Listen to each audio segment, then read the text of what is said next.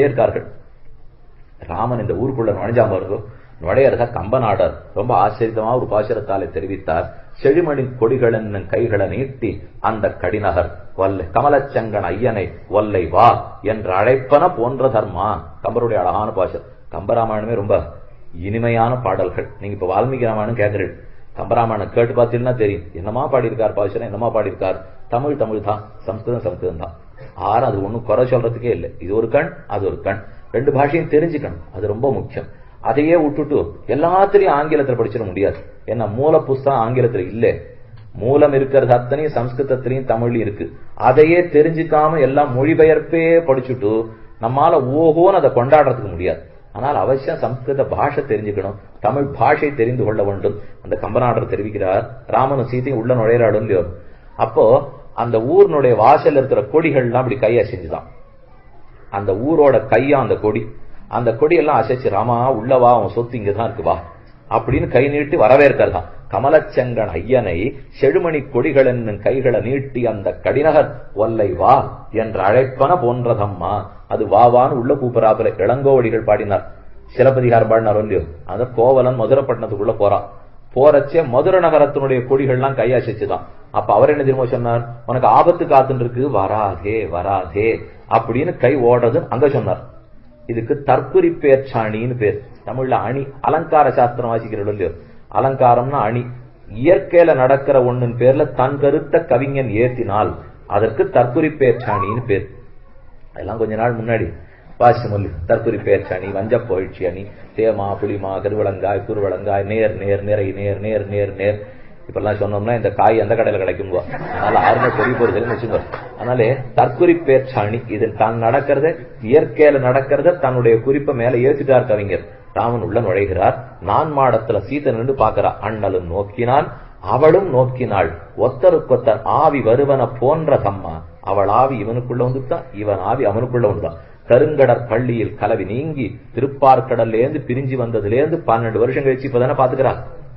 அப்ப பிரிஞ்சு எழுந்து வந்தது ஏஷ நாராயண ஸ்ரீமான் ஸ்ரீரான்னவன் கேதனா நாகபர்ஜங்க முத்ஸ்ருஜ்ய க்ஷாகதோ அயோத்தியாம்புரின்னு வச்சுக்க வேண்டியதான். அப்ப அயோத்தி நகரத்துக்கே பெருமான் வந்து சேர்ந்திருக்கிறான்.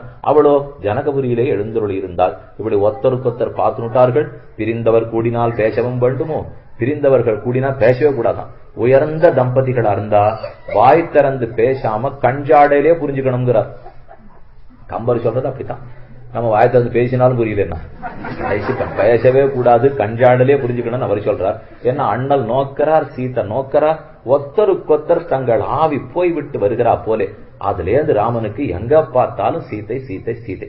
அவ மட்டும்தான் கண்ணிலே படுறா. சுத்திண்டு இப்போ சீதையை பார்த்துட்டு தாண்டி மன்னவனுடைய அரண்மனைக்கு வந்து சேர்ந்திருக்கார். ராமனை போய் பார்த்துட்டு வா. நம்ம வீட்டு பிள்ளையா இருந்தா அந்த வில்ல பார்த்து திரும்பி வந்துடும். ஏன்னா தனு பஷ்யம் தானே சொன்னார்.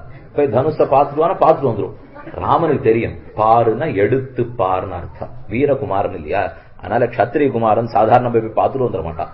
போனவன் தான் அந்த வில்ல பார்த்த உடனே ராமன் வில்ல எடுக்கிறதே ஒரு அழகு. தன்னை விட ஒசரமா இருக்கிற வில்ல கூட கண்ணால ஒசரம் அளந்து கொண்டு எது வில்லினுடைய நடுங்கர்த்த நடு கெட்டியான பிடி பிடித்து அத்தை எடுத்த வேகம் இடது கையிலே எடுத்துருவார் ராமன். ஏனெனில் இடது கையில எடுத்தாத்தான் வலது கையால நாணேற்ற முடியும். சவ்யசாச்சின்னு அர்ஜுனனுக்கு பேர் உண்டு. அதாவது வலது கையில வில்ல பிடிச்சுன்னு இடது கையால அம்பு விட முடியும், இடது கையில வில்ல பிடிச்சுன்னு வலது கையால அம்பு விட முடியும். எதிராளி தகச்சுட்டே இருக்கணுமா, இவன் எந்த கையில வில்ல பிடிச்சு அம்பு எத்தால விட போறானே அர்ஜுன இடத்துல கண்டுபிடிக்க முடியாது. அதிலேயே கர்ணன் தோத்தான்னு சொல்லுவார்கள். அது அவன் சவ்யசாச்சி. ராமன் அநேகமாக இடது கையில் வில்ல பிடித்து வலது கையாலே தான் அம்பெய்கிறார். அதனால எடுக்கும் போதே வலது கையை வச்சு எடுக்கலாம், இடது கையை வச்சு எடுக்கலாம். பெருமான் ராமன் கிட்டக்கு போய் தன்னுடைய நடுக்கையை வைத்து எடுக்க போறார். பஷ்யதாம் என்று சகசிராணாம், ஆயிரக்கணக்கான ராஜாக்களும் மக்களும் பார்த்திருக்க. பகூனாம் ரகுநந்தனா ஆரோபயத்ச தர்மாத்மா ச லீலமிவ தத்தனு. ஒரு விளையாட்டு குழந்தை பொம்மை எடுக்கிறாப்புல தூக்கினான். சலீலமிவ ரொம்ப அவலீலையாக, தத்தனு சாமானிய தனுசுல்லே ரொம்ப பெரிய தனுசு, அத்த அவலீலையாக தூக்கி ஆரோபயித்வா மௌர்வீஞ்ச பூரையாமாச தத்தனு. ஆரோபயித்வா வெள்ள எடுத்து தான் பெரிய பூமியில ஊன்றிட்டு தன்னுடைய இடது கால் கட்ட விரலால கீழ் நுனி அழுத்திப்பன். அது இன்னும் நாணேற்றணும் இல்லையோ, நாணேற்றினத்தானே மேற்கொண்டு அம்ப பூட்ட முடியும். அதனால கீழ்பக்கத்தை இடது காலால் அழுத்தினுட்டு நடுவுல கைய பிடிச்சுனுட்டு கீழிருந்து இருக்கிற கயிற்றை தூக்கி மேல் பக்கத்துல வளைச்சு அழுத்தணும்னு அழுத்தணும். அந்த சக்தி இருந்தா தான் அதை அழுத்தறதுக்கு முடியும். அத போல ராமன் தன் திருமேனி பலம் தெரிய மேல வைத்து அழுத்தினார். அந்த அழுத்தற வேகத்தை தாங்காமல் தத் பபஞ்ச ஷடார்னு உடைஞ்சு விழுந்ததாம். ஆரோபயித்வா மௌர்வீஞ்ச பூரயாமாச தத்னு தத் பபஞ்ச தனுர் மத்தியே நரஸ்ரேஷ்டோ மகாயசாக. அது நடுவுல தடால்னு வில்லிருத்து மெல்லியல் தோல் தோய்ந்தாயின் ஆழ்வார் சாதித்தா போலே எடுத்தனர், எடுத்தது கண்டனர், இற்றது கேட்டனர். எடுத்த வேகம்தான் பார்க்க முடிஞ்சதே தவிர அடுத்தது சத்தம் மட்டும்தான் கேட்டது. பளார்னு ஒரு சத்தம், அதே போல பளிச்சென்ற ஒளி. என்ன நடந்ததுன்னே தெரியல. அதற்குள்ள ஜனகன் ஆனந்தப்பட்டு சீதே மாலையை சமர்ப்பி. சீதை நடந்து வரா. மண்முதல் அனைத்துலகு மங்கையுருள் எல்லாம் கண்மணி எனத்தகைய கன்னியழில் காண விண்ணிடுவ தொப்பதோர் விதான நிழல் வந்தாள். விண் ஆகாசத்திலேருந்து நிழல் இறங்கி வந்தாப்புல இருக்கான் சீதை. கற்றவிரி பொற்கடை பயிற்றுருக லாபம் சுற்றுமணி புக்கையிட முக்கு இடை துவன்னி வில்தவழ வாழ்நிமிர மெய்யணிகள் மின்ன திருச்சடன் உடங்க ஒளி சீரடி பெயர்த்தாள். அவருடைய சிறிய இடை அசைந்து ஆடும்படிக்கு ஓரோர் அடியும் எடுத்து வைப்பது பூமாதேவிக்கு நொந்து போகுமோ வலிக்குமோ என்று ஸ்ரீதேவி நாச்சியார் நடந்து வருகிறாள். அவள் ஸ்ரீதேவி நாச்சியார் கால வைக்கிறது பூமாதேவிக்கு பேர்லே.